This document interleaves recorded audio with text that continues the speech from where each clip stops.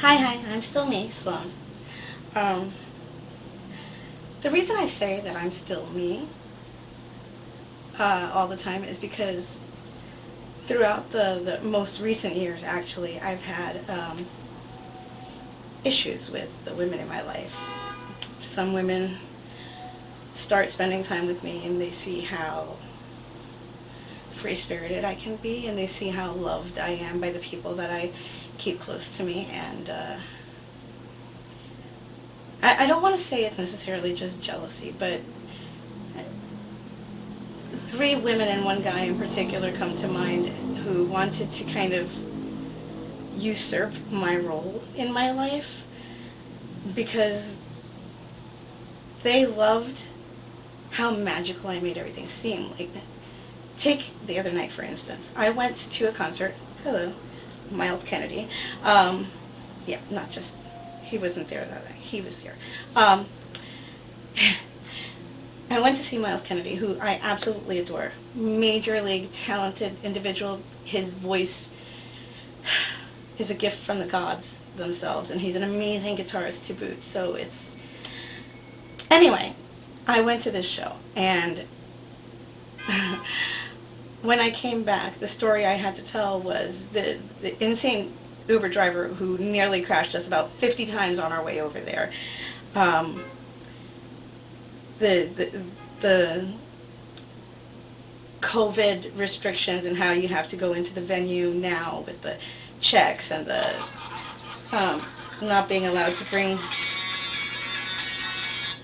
certain kinds of bags into the venue. Now you can't travel with a bag more than about a little bigger than a wallet.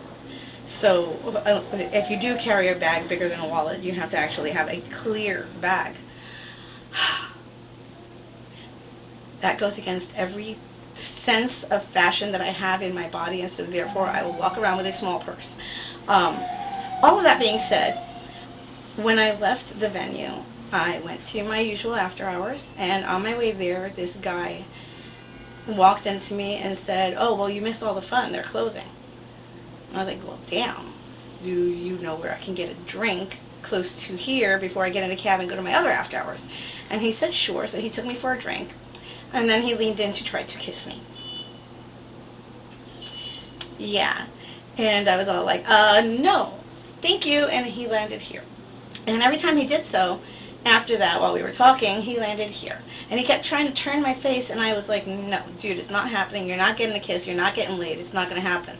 He offered to buy me another drink, and I said, dude, no matter how fucked up you think you're going to get me, you are still not going to get me.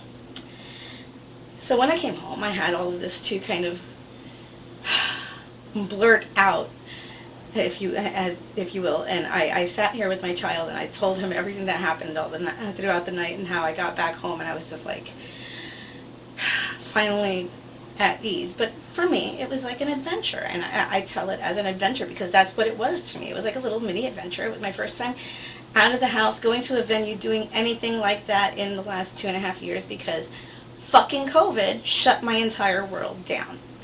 And I wanted to finally participate in the world again because I've been dying to for a while. I've been craving my whole life back. And being out the other night made me feel like I could breathe again. It made me feel like I was in my own skin again. And this city has a way of doing that for me, and music has a way of doing that for me. And having the two put together like that in a night, for me, it was one of the most magical things that I could have lived through. And it was an amazing show. I cannot say that enough, but I won't talk about the show itself. You should go. You should watch him live in concert on your own. Buy the ticket. Go support live music and buy the merch and all that noise, because him and the act that opened for him, actually, Tyler Bryant, absolutely amazing. Buy their records, buy their merch. I'm telling you, go see them live. They are amazing. And yeah, that's all I have to say on that topic. But I will be right back with another. Talk soon.